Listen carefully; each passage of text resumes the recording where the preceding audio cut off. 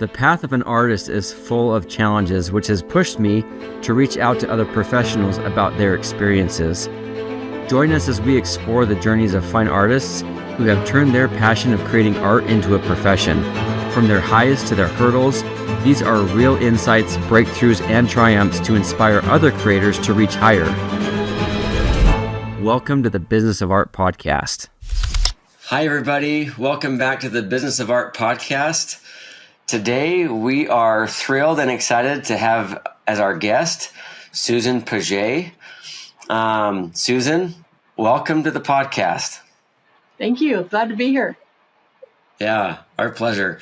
So I'm going to give you guys a little bit of a background on her, and then we'll let her dive into her story. So a little bit different vibe on this week's episode. Susan Potje runs an art show. So she is the second generation owner of the Celebration of Fine Art, which is a 10-week long art show hosted in Scottsdale, Arizona.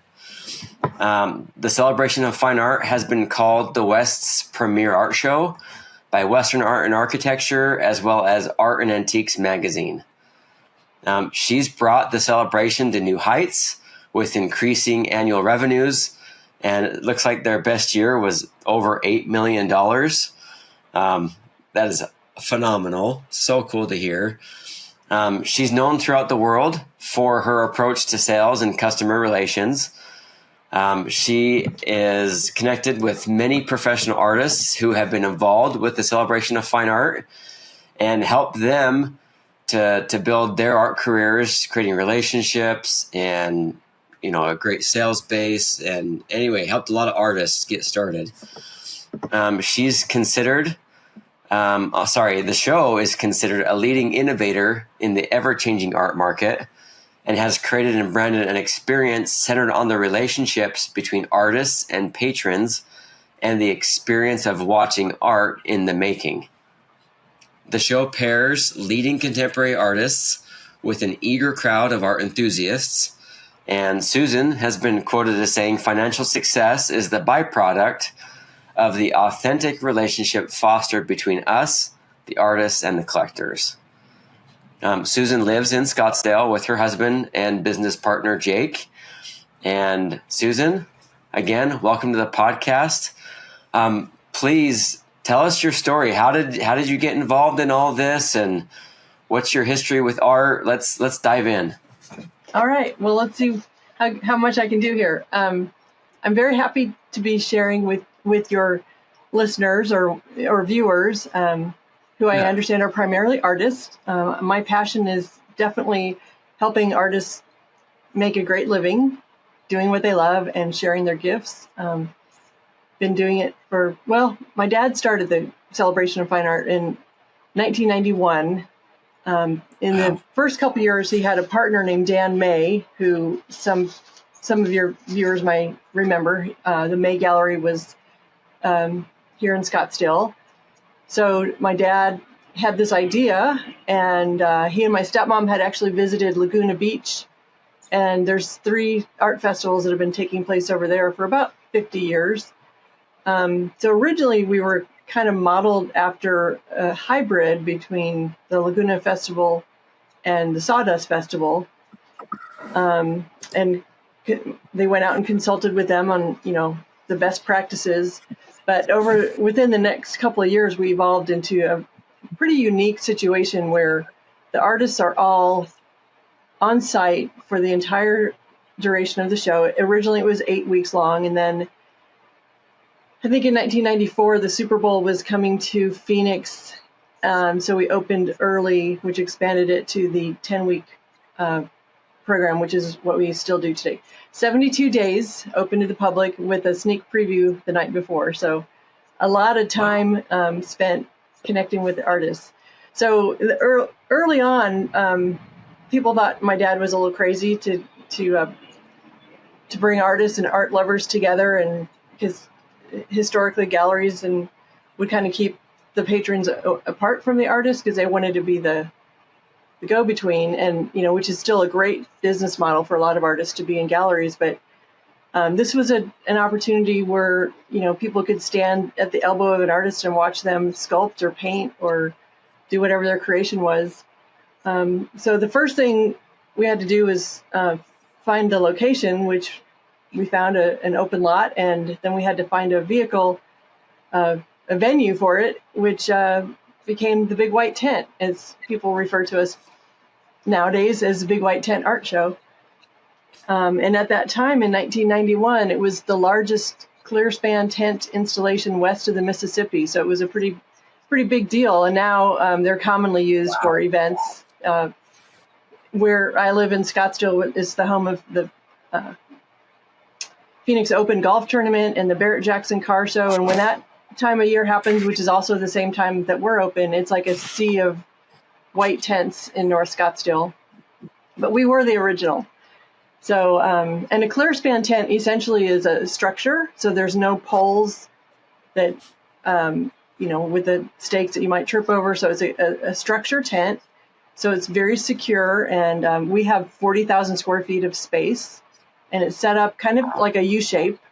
So we have, there's actually 122 individual studio spaces, but many of our artists will occupy 2 spaces. So that's why, we keep our numbers right around 95 to 100 artists each year. Wow.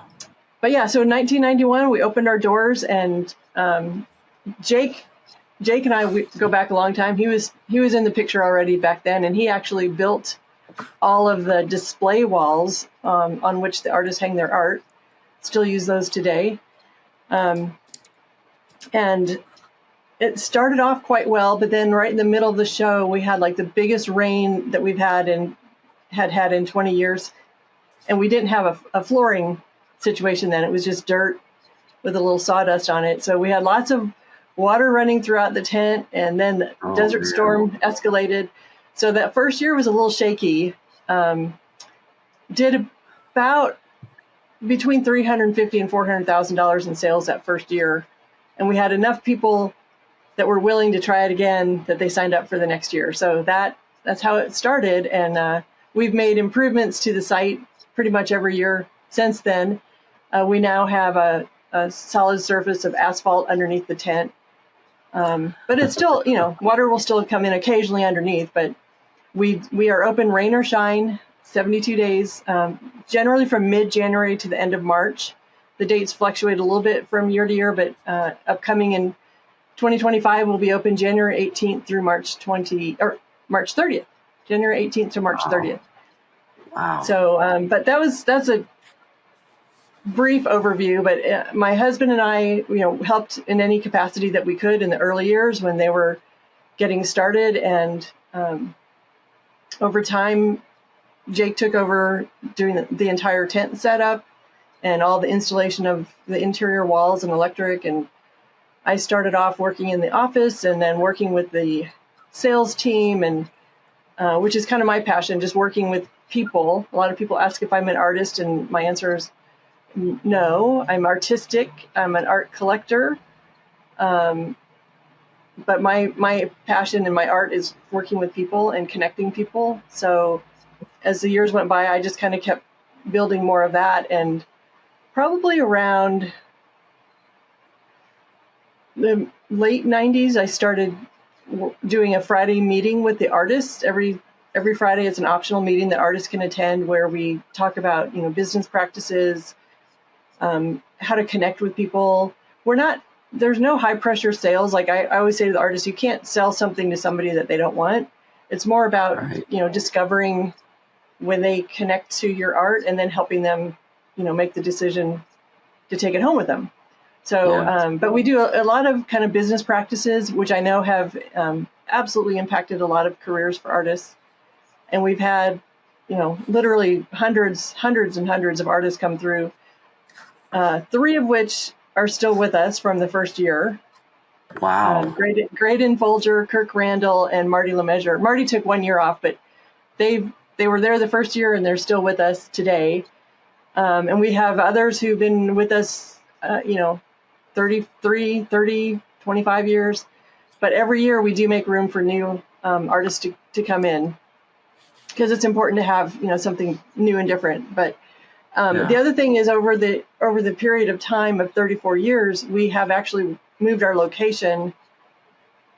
We're moving into our 5th location as we speak. We're starting to do the improvements on that site, because the only thing we don't own is the land that we're on. So we've been fortunate to find some, great parcels that worked just right for us over the years. And every year people will know how to find us and look for the big white tents. Yeah. But yeah, that's a brief history. In 2004, Jake and I became partners in the business and then took over shortly thereafter. And it's just been a joy to work with all these artists. A lot of people will say, how do you handle working with crazy artists? I'm like, it's great. They're wonderful people. I agree. We are wonderful people. Yeah. I'm a little biased, but I love my artist friends.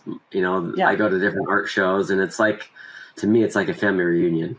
And these are my people, and yeah, the best kind of family you could ask for sure. Absolutely. And you and I met through the Buffalo Bill Art Show, which Jake and I have been going to for probably 5 or 6 years, and we love that. Several of our artists participate in that, and then we love making new friends and watching artists succeed. And there is something very special about the community of artists and art lovers when they're together. It's just it's a happy time. So yeah. For the last 12 years, I have been a professional oil painter, and it has been an incredible journey with some really big challenges and a lot of successes. I've been included in some of Western Art's biggest museum shows. I've been featured in some of the top Western Art magazines. I've sold hundreds of paintings, and I've made a really great living. But there's definitely been a massive learning curve to get my art to where it is today. So I've set out to help shrink that learning curve for other artists who are on the same path that I was. I'm really excited to announce the early bird launch of my online course, The Business of Art. In The Business of Art, I'll be guiding you step by step through my painting process, going through everything from what materials I use, how I prep my panels, all the way to varnishing and framing my art. And I'll be going over the techniques that have helped me to transform my work into what it is now. I'm also pulling back the curtain on how I utilize Photoshop to efficiently get my reference images solid and ready to paint from. But that's not all. Understanding the value of your work and how to price it is crucial, which is why I'm also including my painting price calculator. I've personally developed this calculator over the last several years, and it has made pricing my work extremely simple and has saved me a ton of time. Guys, I truly believe that this course is worth the investment and will be a great resource for you on your art journey. But if you don't find the value that you're looking for, we have a full 30-day money-back guarantee. Click the link below, and I look forward to seeing you in the course. Yeah, well, I'm blown away at what you guys have done, and I've never personally been to or been involved with the Celebration of Fine Art. I know a lot of artists that have been and who've had a really great experience. I was crunching the numbers while we were talking. Breaking down, if you average 100 artists and you're bringing in $8 million over those 10 weeks, the artists are averaging 80 grand in revenue. That's kind of mind-blowing. In 10 weeks. That is phenomenal. And, what are your thoughts?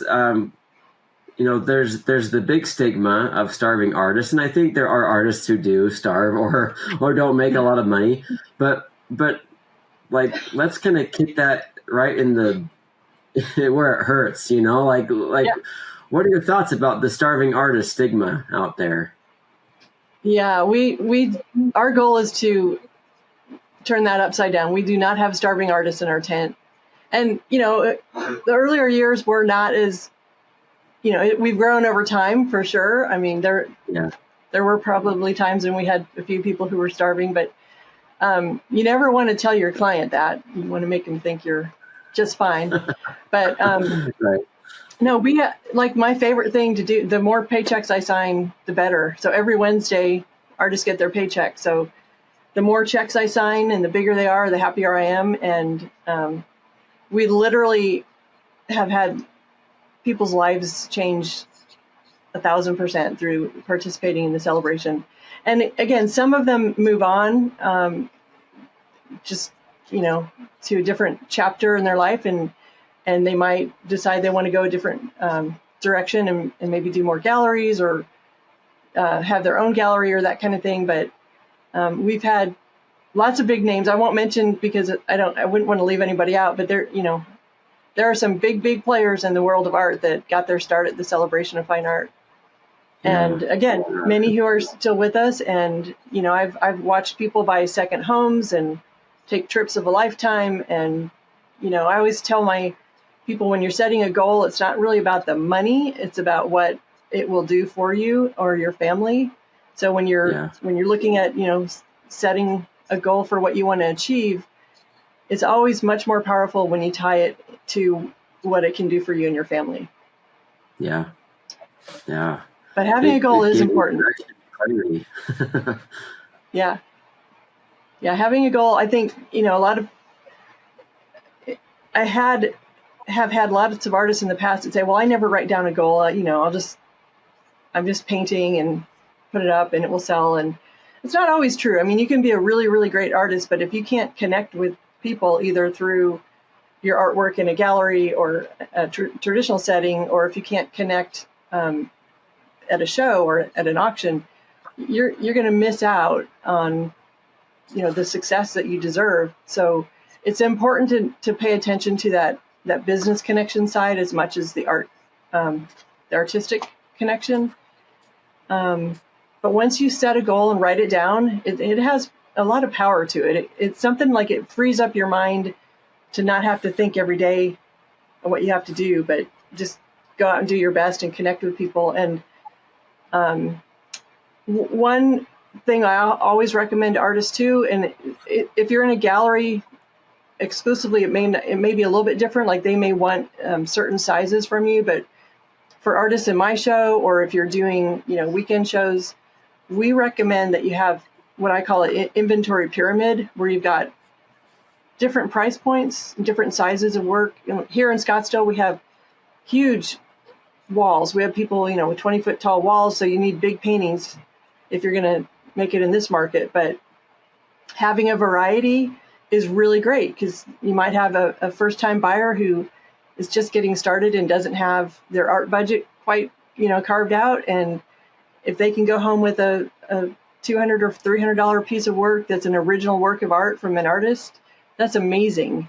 But then you also have your people who are ready to spend, $20, $30, $40,000. So if you've got the right balance of offerings for the people, you're going to have a much higher opportunity for success. Wow. So, in that bio that you share with me that I read, it's described as a Western art show. What would you say as far as like subject matter and style? What kind of an offering does the celebration of fine art have as far as different styles, variety, and all that?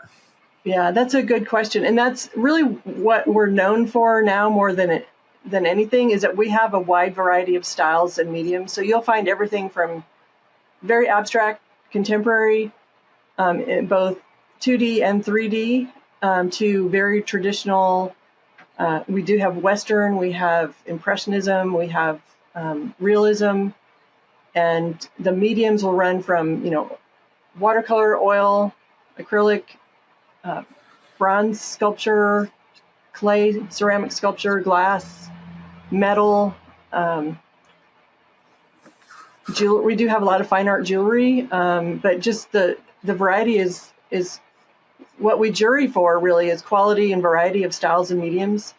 And every once in a while we get an application from somebody who's, an amazing artist, but they may be something we already have too much of. Like, if I have enough wildlife sculptors, I may not jury somebody. And so sometimes the jury process, which it is a juried show, we're not only looking at quality, we're looking at keeping the balance that we need to have that variety. And because we have so much space, it's a very open feeling.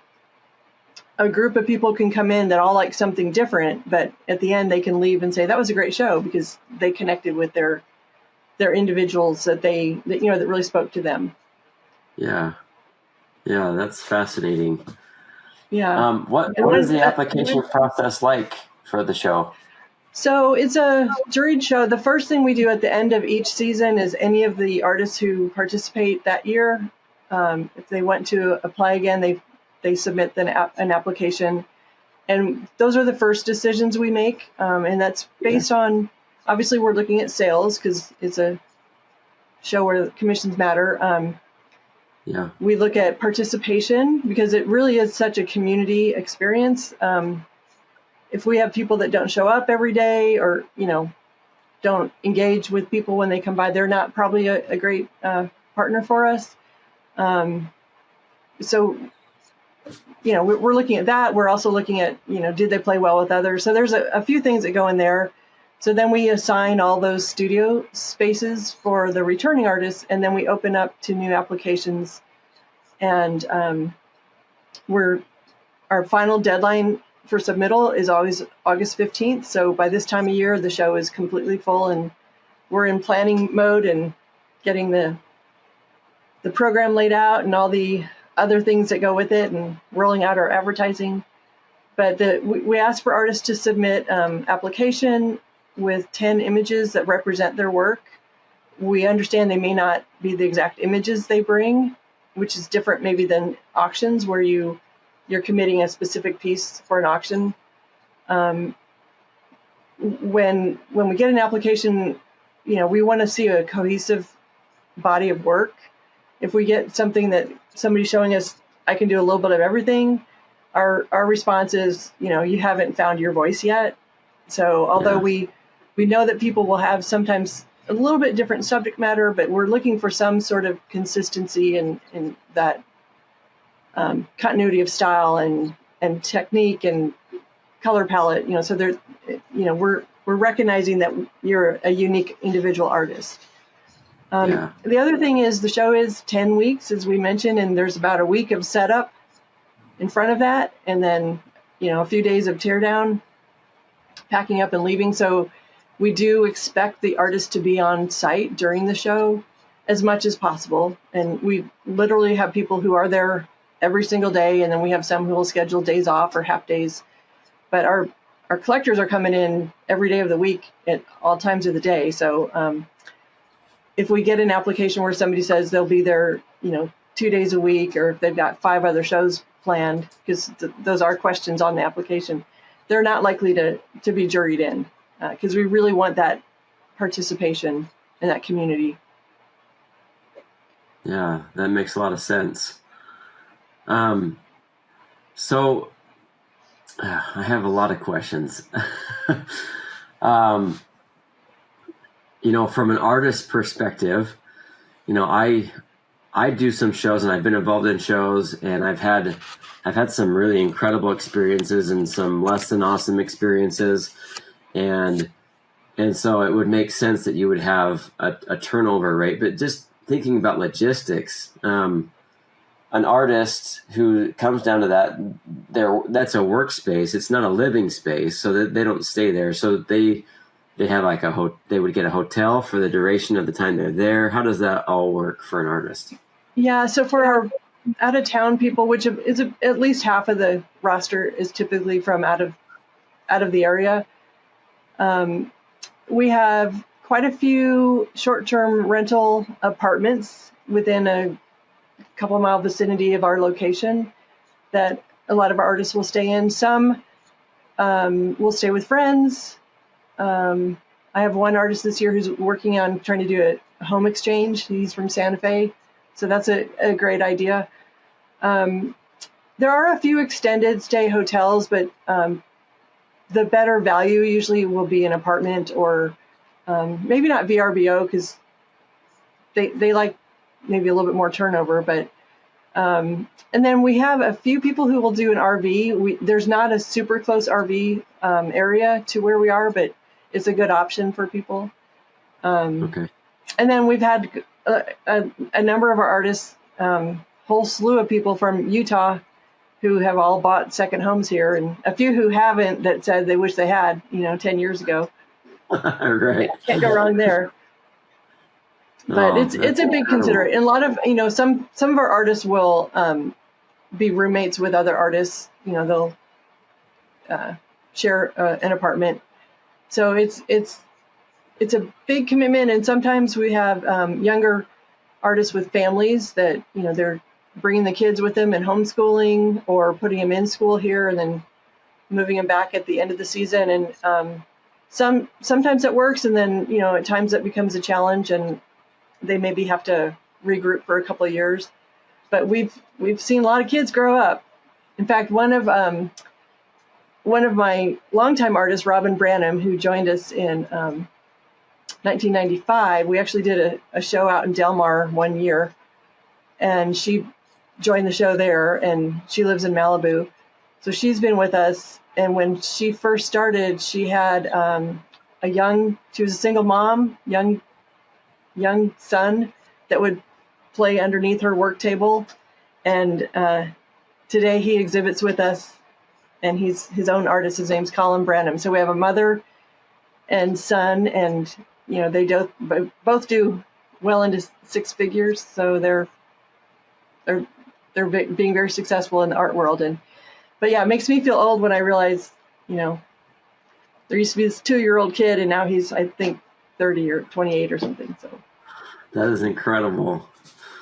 yeah. Oh, what a neat thing to kind of witness unfolding as time goes on. That's a legacy. That's incredible. Yeah.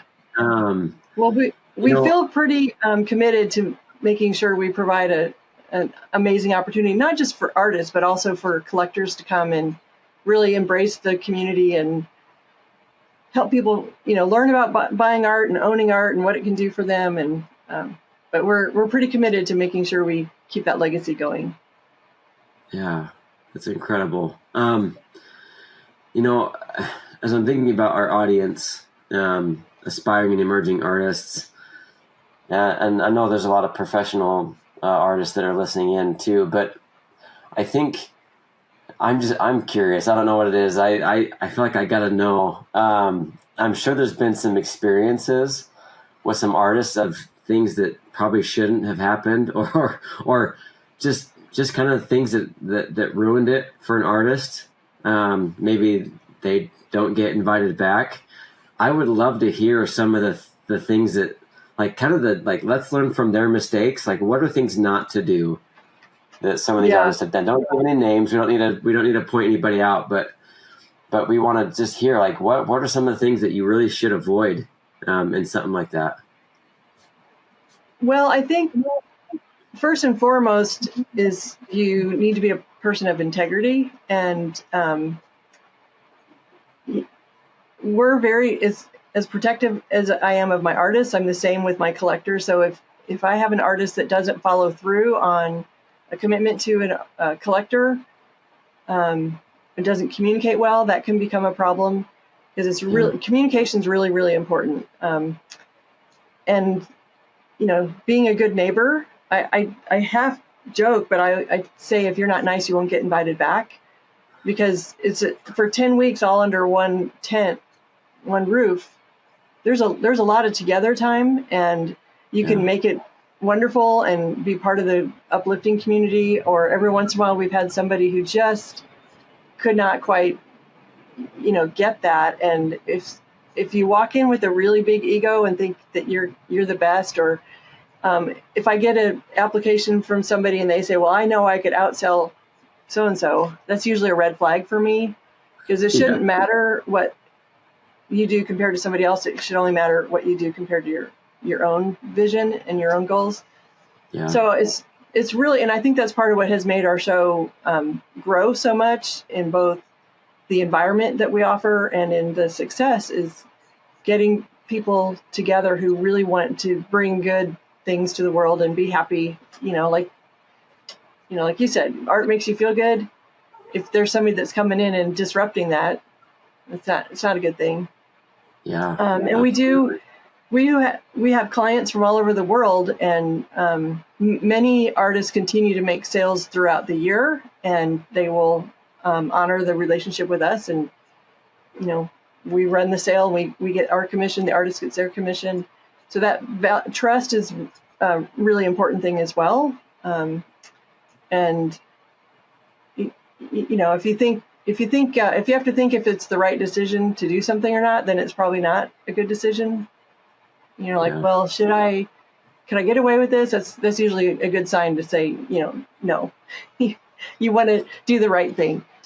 And then, I think the other thing is if somebody is not there, and there's so much value that artists get from being part of the celebration, in addition to the opportunity to sell, the camaraderie with other artists. A lot of them will say it's like going to summer camp, only, you're getting paid.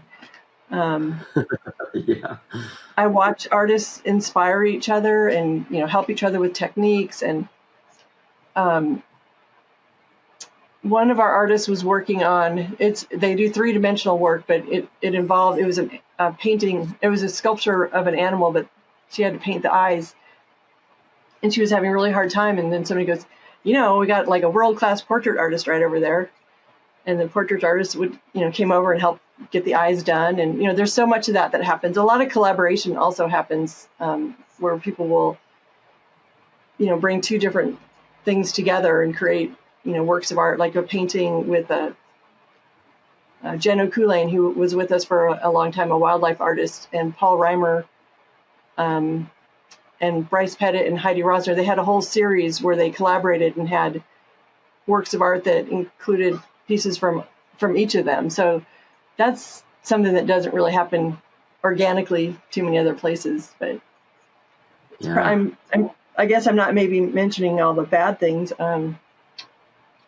But the other thing I would really coach an artist is, as far as pricing and dealing with handling, negotiating if you need to, is just be confident in the numbers you set for your work. Don't change them for different shows. Be consistent in your pricing, and just plan that you're going to have business expenses. I mean, that's part of the business of being an artist. It's not just how long did it take you to paint that painting, which I'm sure you hear many times, but you've got your time, you've got your, your business expenses that you need to cover when you sell something. So I think you should feel really confident about whatever you price your art at. And negotiating is a big part of life. And we deal with a lot of high-level entrepreneurs and, corporate executives who their whole life is built on negotiating. So, somebody might come in and ask you, is that your best price? And if it is, just say yes. And you don't need to say anymore, or say, it is because I want to, be consistent in how I treat all my customers. What they're really wanting to know is that you're not going to sell that piece to somebody else for a better price. So, and if you do, in some cases there is negotiating, and it might be that you pick up the shipping fees or something, but never negotiate to a point where you feel like you've lost something. Because if somebody's trying to, really strong arm you, maybe it's not the painting for them. Somebody else will come in and be happy to pay what you're asking. Yeah. So that's always kind of a tricky one, especially for emerging artists that aren't used to selling their own work. It's just feel good about what you're asking. Yeah.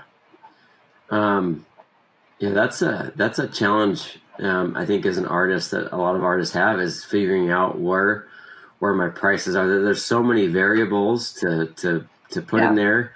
And I think, one of the weirdest aspects to try to wrap your brain around is kind of the reputation and the longevity an artist has had in an art career. Yeah. And how over time, even though you might look at their work and you might think, wow, I can't even believe somebody pays half of what they're asking, whereas, this artist has been in the trenches doing a career, going to art shows and making relationships and building up a name and a reputation. that demands that price for their work because they've created a demand. And it's always fascinating to me to see stuff like that. And you always hear these comments, when you're at like an auction or whatever, and people are talking about, I can't believe they charge that much. But there's so many factors at play. And, Yeah. If an artist is just getting started with pricing their work, what are some pointers or tips you might give them? Well, I think, research your genre to see, what comparable sizes and subject matter might go for. But if you're brand new, I mean, you need to, there's two things. I say you don't want to price it so that you have to keep it. You want to price it to sell. But you also don't want to undervalue. So it's a fine, and that is one thing. If I get an application for somebody and their prices are not kind of consistent with the market that we have, if they're way low, I usually question, how well they're going to sell, and price is usually the last issue for people. People who want to buy art will pay what the price is. So again, what I said earlier is just price it at a number that you feel confident asking for and feel that it's worth. And, when you start to not be able to keep up with your demand, then you can raise your prices. But if you start off too low or too high, like you're gonna miss your market. So, but it all depends on the audience, because there might be a spectacular work of art, but if the audience if that's not their style, they're not going to bid on it in an auction. Or if there's one piece that everybody goes crazy for, you can't, the sky's the limit. So that's probably not a great answer, but I think just mostly, do enough research to know your market, to know where you're going into. I would say most early artists underprice. There's a few that I've seen that have overpriced, but most often it's that they're not asking enough. Interesting. So have you seen collectors not purchase work because they're priced too low? Yes, because a lot of the collectors are looking for somebody who they think is going to increase in value. And number one rule in buying art is buy what you love. I never tell anybody to buy a piece of art because of investment value, because there's so many variables to that. But some of the collectors I know will say, well, that they haven't, like I said, even with some of the applications, they haven't quite found their strength or their voice yet if they're pricing something, so far below comparable pieces on the market. Yeah. But again, there's always, I always like to tell people to have some room for negotiating too, because sometimes that's just part of the game, part of the sport for people. There's some people would never ask for a discount because it's not their personality. But then there's people who will always ask for a discount, or is that your best price? And sometimes it can just be like, hey, I'll throw in my study for this piece as a thank you. You don't have to be taking zeros off the end of the price. Right. I know for me, my kind of go-to is I might drop 10%, but that's typically, when I'm negotiating, if somebody really wants a lower price, and that's kind of about as far as I usually like to go. Yeah. And you can also say, repeat buyers, I offer a discount, but I think the whole idea of negotiating is you don't want to create an environment where somebody feels like they lost. And part of that is if you can just be really respectful with the conversation around it. Like I said, if you're not in a position to discount and you just say, hey, I keep my prices consistent for all my collectors, then the buyer will usually go, oh, I appreciate that. So you're not going to because like I said, they don't want you to go sell it to somebody else for less. Yeah. But if you can do a little value add, and I'm a big believer in follow-up communication. I frequently tell the story of going to the Basha Museum here in town, which is now, that whole collection is at the Museum of the West here in Scottsdale now. But Okay. one of the most valuable things about Eddie Basha's collection, and he at the time was probably one of the, maybe still is, one of the largest CA collectors. He would save all of his thank you notes and all the provenance that went with his paintings. And Joe Beeler, like every single thing that he bought from Joe Beeler, he would send him a little handwritten thank you note with little watercolor sketches or, pen and ink sketches. And those added the value to those pieces of art. And if the more you can nurture that relationship with your collector, you become their person. So Yeah. it happens a lot at our show. And again, we're a little bit different than buying from a gallery, where some people will never meet the artist whose work they own. Right. If you can get that information from your gallery so that you can send that follow-up thing, or even if you have to send it through the gallery, if you don't have the client address, it just increases the value and that bond between the buyer and the artist. And we have people all the time that will bring in all their friends they want to introduce them to their artists. And it's just, the phenomenon of that is so great. And it's, again, part of the identity of who the celebration of fine art is people really do celebrate art. They come in and it's a family reunion atmosphere. And we have collectors that will come multiple times a week throughout the whole season, or people that will fly in and spend multiple days. We have collectors that have saved, notebooks full of all their invoices. And again, the notes are follow-up things I get from their collectors. And it's a very deep connection business, I think, in the art world. Yeah, that's incredible. And I find it interesting how, as I've grown into my career and realizing how important relationships are, and it's good to have high quality work, and to take pride, that's obviously needs to be there. But Right. if you're not connecting well with people, it really makes a big difference with a buying experience, or even getting the opportunity to have a buying experience. Yeah.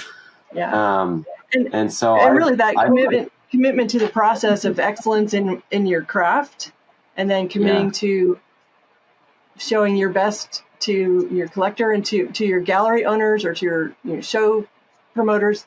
That all stitches together to really foster a great career for an artist. Yeah.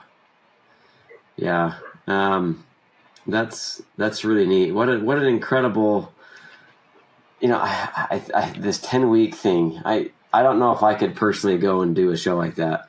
But I think what an incredible experience for the buyers, for the artists. Yeah.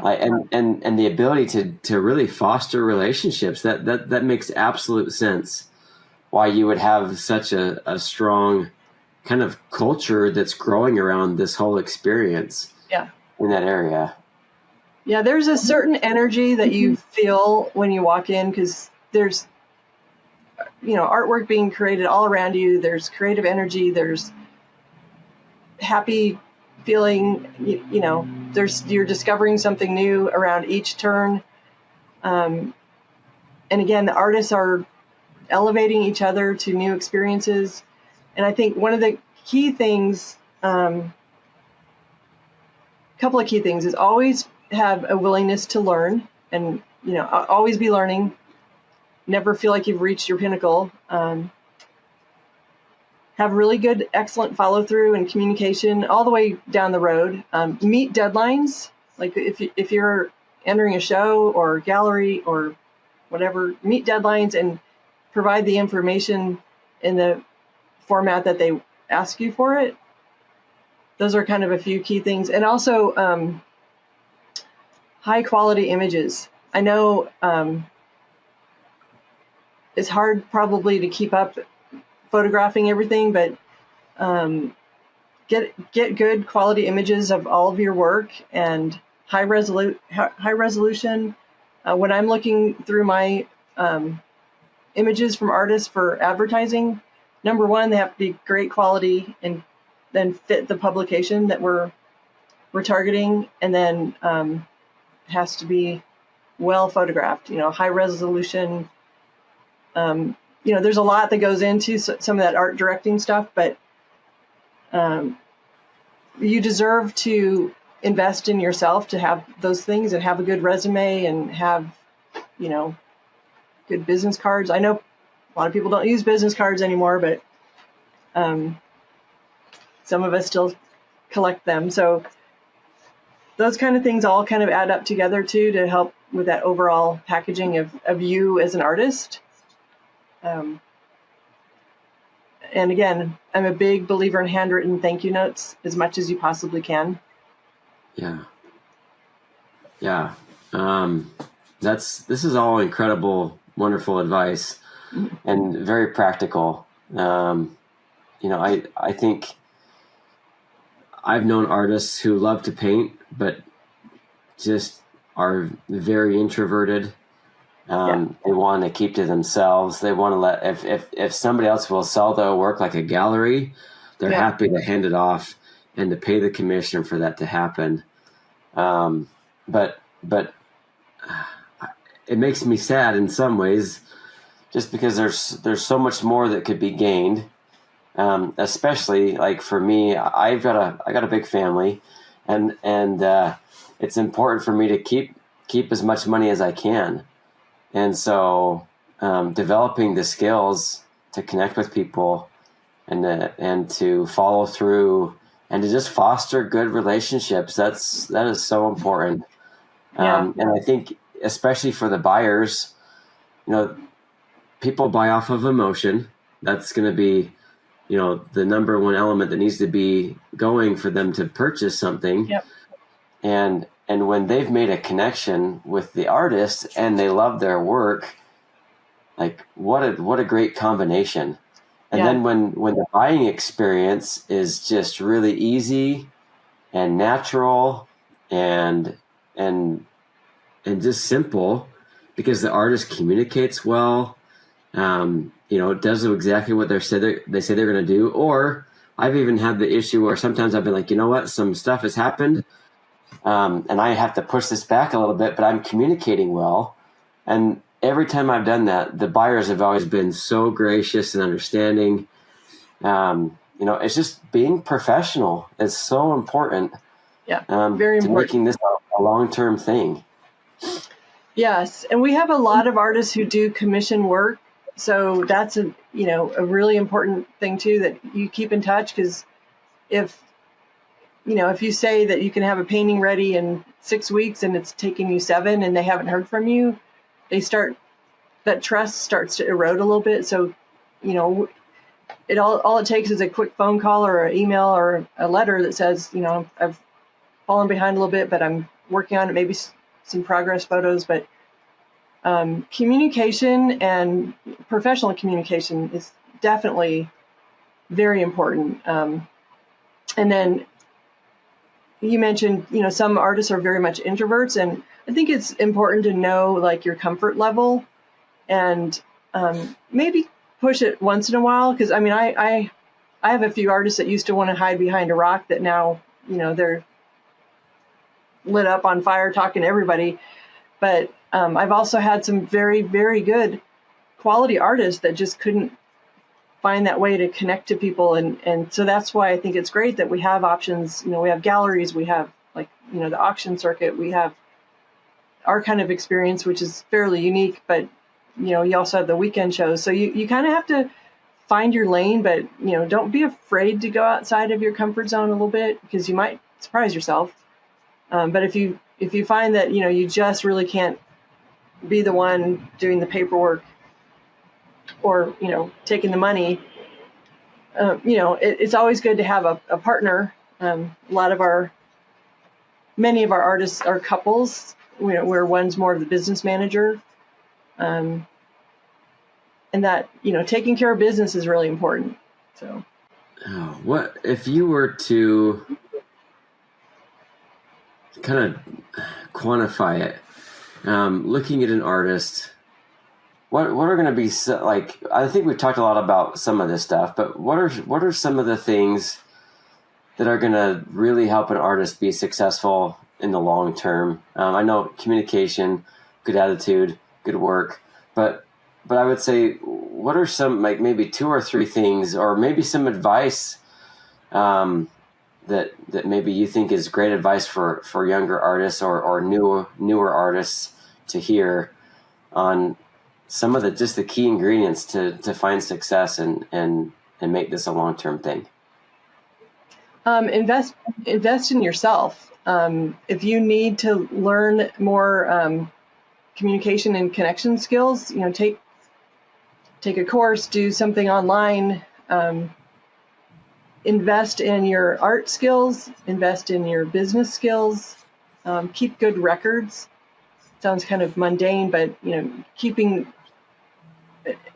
journal or keep track of photographing your work and keeping track of what things sell for. And even if you can get some idea of geographically, where does most of your art go? And if you want to do some advertising, carefully select publications that both feature the kind of work that you specialize in and target a market, where you have a good potential buyer. Like just coming home from Cody last week, I had a guy on the plane. I was reading one of the publications that were available there. I think it was Western Art Collector or Art of the West, but he wanted to know, well, what artists do you like? And I, instead of answering him, I said, well, what do you like? Because I didn't want to just rattle off a bunch of names of people. So he likes wildlife sculpture, so that I could easily direct my answers to him where it would meet his needs. So I think learning to ask questions is another really important skill artists need to learn. Ask questions, listen for the answer, and don't over talk. I've watched a lot of artists talk themselves out of a sale. One example of that will be if somebody keys in on a painting or a sculpture or whatever of yours, stay focused on that. Talk about that. Ask them, what do they love about it? How does it make them feel? Learn to use questions like that. And don't start pulling out 15 other paintings that they might like, because then all of a sudden there's confusion. And if you are in control of your own display, less is more. It's funny, I'll look back at earlier photographs and we would have people that would fill floor to ceiling with paintings and with hardly any space in between. And what happens as a viewer, you don't know where to look. So just like when you're composing a painting, composition's everything. You need to think of your display wall the same way, so that you're inviting the eye to travel around without it kind of bouncing like a pinball, and then see where they settle, see what piece they settle on, and that's what you talk about. Or let them talk about. Yeah. Oh, that's valuable stuff. If nothing else, I was just thinking you guys have those meetings every week to help the artists kind of develop those skills. Yeah. What a great resource that must be. Do you offer other resources to them, or recommend specific courses, or I'm curious. I recommend, in fact, I frequently will hand out books to the artists. There's a series of books called The Go Giver. I want to say it's Bob Burg and John David Mann. So this book, there's a series, but this one's called Go Givers Sell More. It's a great book. I'm a big reader. I have a shelf full of books behind me. It's a little book. It doesn't take long to read, but educate yourself a little bit on why you can sell more if you give more, if you're a good listener. And the Friday morning meetings, aside from anything I share, artists are all sharing, their experiences. And, every week we have somebody talk about, oh, I had this customer come in and I thought it was totally not going to happen. And they'll share their stories, which is uplifting.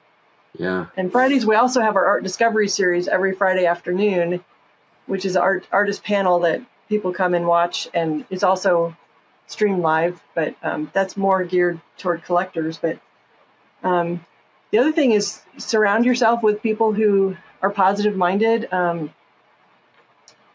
Proximity to the right people makes all the difference. So if you're around people who are constantly trying to bring you down or tell you, you can't make a career as an artist, spend less time with them and spend more time with people who believe in you. And that's why I think being around the collectors is so exciting. I mean, when you feel their energy, it fuels your desire to create more. Whether you're at a gallery show or, you definitely feel it at auctions, that energy. I mean, how do you feel, Mark, when you walk down that runway at Buffalo Bill, for instance? It is a whole nother world of experience. And I would say it's a roller coaster, really. For one, it's kind of terrifying because the way I've heard it described, this is funny, is it's almost like you're on the runway and you're naked. Yeah.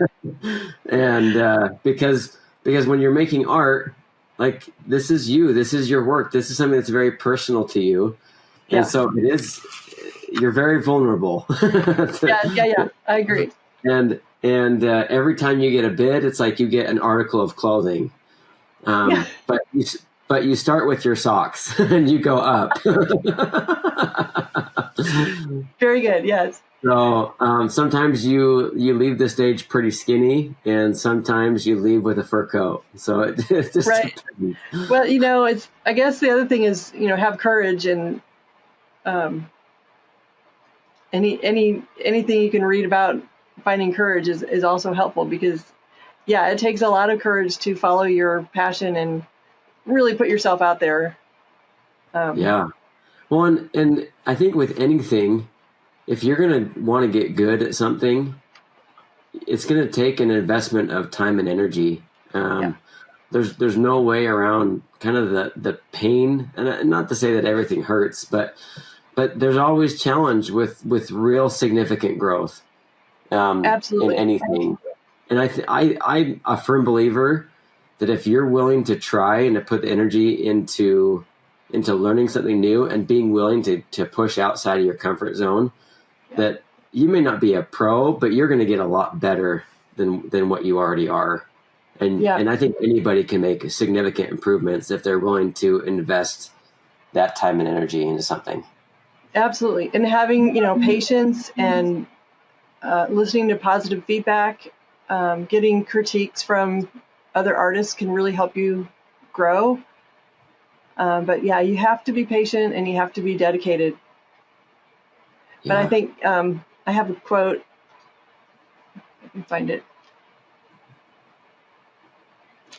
The greater danger for most of us lies not in setting our aim too high and falling short, but in setting our aim too low and achieving our mark. It's by Michelangelo.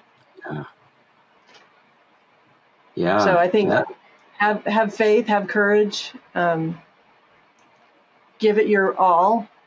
If you're not sweating a little bit once in a while because you're trying something new, then you're probably not pushing yourself enough. Yeah. Amen to that. Yeah. I've also heard, and I don't remember, I wish I knew who this was from. But basically if your goals don't kind of scare you, they're not big enough. They're right. Mm-hmm. And so they need to be a little bit crazy. They need to push you beyond your current reality. And if that's not happening, then you're not really pushing enough. Yeah. And definitely the power in writing your goal down. I had one of my biggest top-selling artists of the last several years. The first year I convinced him to write a goal, he was like, but he wrote it on the back of his storage closet. And it was the first time he'd ever done it. And he far exceeded that goal. And it, it's grown every year. But, wow. And, we're not always going to have year over year growth. So, I mean, you can't tie yourself to your value to, what your sales number is any given day. But I think if you're continuing to do your best, connect with the best, and pushing yourself, you're going to see that growth happen. And, you're going to be able to spend all the time you want with your kids. In your case, you could bring them all down here and I could put them to work doing various chores. Right. Yeah, they'd probably have a lot to do. Maybe in a few years. Yeah. So with your history with the celebration of fine art, you were telling me a little bit before the show how you were kind of doing a lot of the just behind the scenes. When your dad was running the show, you were just kind of a support, helping things go as smoothly as possible. Probably a lot of physical grunt work and labor. Yeah. As you've gone through that transition yourself from just kind of being behind the scenes and going into and now you're filling the shoes of the head honcho, like you're running this thing. What are some of the growth what's some of the things that have changed for you to help you to become that person? Investing in myself to continue to learn more about business,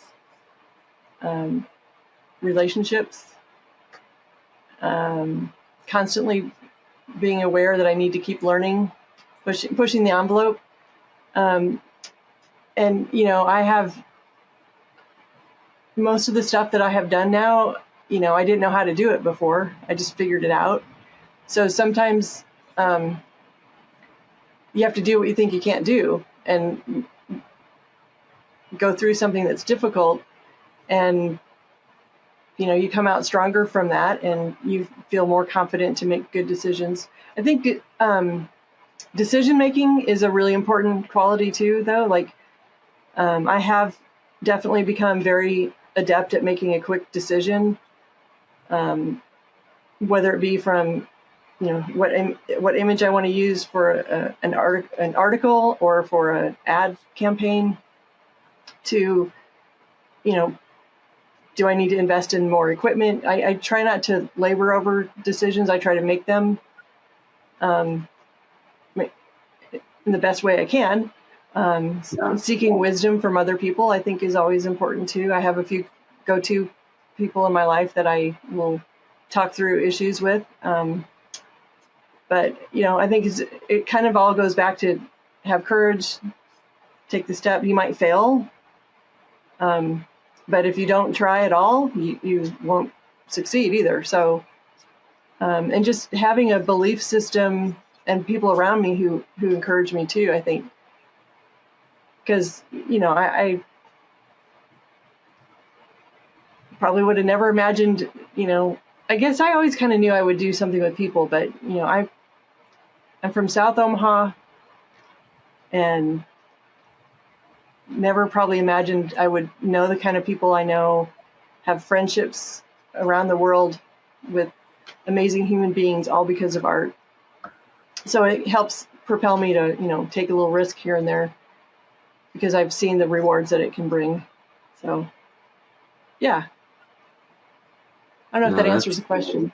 No, yeah, absolutely. It does. And it's really inspirational. And I think there's so much overlap here.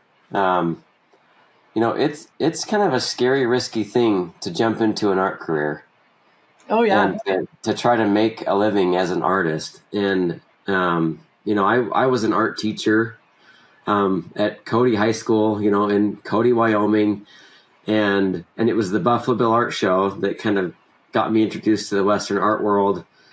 And anyway, it's just interesting how things have all played out, but it has definitely required me making decisions and going outside of the comfort zone, at least seeing things that I had no idea what to do, and just like, you know what, I'm going to figure it out. And it's crazy with what just that little shift in attitude can do. If you have a can do attitude, or I can figure this out. Yeah. You'll run into people that'll help you, or you'll find resources. And today, I think especially with like YouTube and all sorts of just the internet, we have so much information and helpful information that's at our fingertips if we're going to just dive in and start looking for it. And don't be afraid to ask for help. Yeah, absolutely. Yeah, and I think for me, finding other artists, and as soon as I meet other artists, it's like, holy cow, this guy is so nice and he's so helpful. And I'm trying to think of any time I've ever reached out to an artist seeking advice where I've just been like treated poorly at all. Yeah. People are generous. And if, the way you approach it, like, hey, I'm just a newbie getting started. You have an awesome career. You've been doing this for so long. Like, can I ask you a couple of questions? And people are like, yeah, absolutely. Yeah. Everybody's gotten a hand up, in the community, the art community is amazing and so generous and so supportive. Every once in a while there's somebody who doesn't fit that bill, but by and large, the most kind, loving, generous people I know are through this art world. And then another key to our success is we have an amazing team of people who help us out every year, from our seasonal people that want to come back year after year, and the team that supports us here in the office. You can't do it alone, and I think sometimes an artist's career can be sort of a solo career, but look around and see who's in your life who could be a support to you in different ways. And a friend of mine has a phrase of who, not how. That the answer sometimes lies in who do you know that can help you, or that has the answers you need, instead of how do you do it yourself. So yeah. Oh, I love that. That's a good thing to remember. Solve some problems. So I want to end with this question. And so let's say an artist who's listening to this wants to be a part of the celebration of fine art, and they go through the application process. I'll have the link below the show, by the way. And let's say they go through the process and they don't get accepted to your show. What advice do you have for that artist? First, I always invite artists to come experience it for themselves. Like come visit the show January 18th to March 30th in 2025 to see if it's even, a place that you want to be a part of. And then, when you apply from year to year, our applications can vary, but we do get a good number of applications for not very many spaces. So if you don't get accepted the first time, ask why. It's usually because we either we feel like the work's not quite up to par, or like I said earlier, that kind of consistency. Or again, we might just have too many of the same style of artists and not enough spaces. So if you feel like it's the right place to be, just keep applying. And we a lot of times, once we are full, we'll have a standby basis. And if you get a standby letter, that's great. Say you want to stay on there because you have 0% chance of getting in if you don't want to be on standby. But if we have a cancellation and you're on that list, we'll look to fill the spot with somebody who kind of, fills that void. So, and just, try to immerse yourself around the artists who've been part of our show. Find out, what makes makes them successful. But mostly it's like 100% best effort, showing up and connecting with people. And that's true in any situation. But